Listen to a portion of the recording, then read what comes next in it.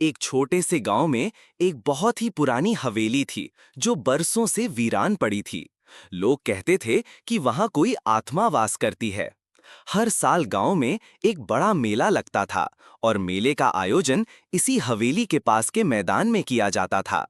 दिन में सब कुछ सामान्य लगता, लेकिन जैसे ही रात होती हवेली से अजीब अजीब आवाजें आने लगतीं। कभी किसी के रोने की, कभी किसी के हंसने की और कभी-कभी तो किसी के चीखने की भी। गांव वाले डरे डरे रहते, पर मेले की परंपरा को नहीं तोड़ते। लेकिन इस साल कुछ अलग हुआ। मेले की पहली रात को कुछ बच्चों ने हवेली के पास कुछ अजीब सी परछाइयां देखीं। एक बुजुर्ग ने बताया कि वहां एक आत्मा है जो हर साल मेला लगने पर जाग जाती है। डर का माहौल फैल गया। अब गांव वाले बहुत परेशान हो गए थे। सबने मिलकर निर्णय लिया कि अब इस समस्या का समाधान करना ही होगा।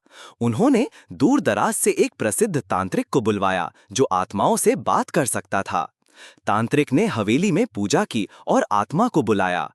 कुछ देर बाद हवेली के अंदर तेज हवा चलने लगी, दरवाजे खुद ब खुद खुलने लगे और अचानक एक ठंडी परछाई प्रकट हुई। वो आत्मा एक स्त्री की थी। उसकी आंखों में दर्द और अधूरी इच्छा की पीड़ा थी। तांत्रिक ने आत्मा से बात की। आत्मा ने बताया कि वह इसी गांव की थी और सालों पहले उसे किसी ने धोखे से मार दिया था। उसकी अंतिम इच्छा थी कि उसे न्याय मिले और उसका बेटा जो कहीं खो गया था उसे खोजा जाए।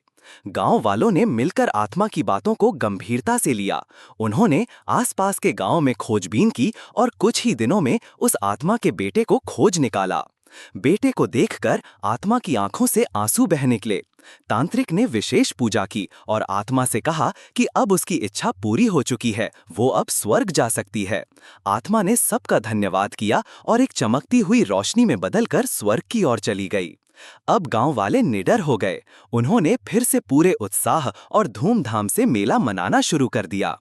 पुरानी हवेली अब भूतिया नहीं रही, बल्कि गांव की एक खास याद बन गई। इस घटना ने गांव को सिखाया कि हर आत्मा की कोई न कोई अधूरी कहानी होती है और अगर हम उसे समझें तो डर भी प्रेम में बदल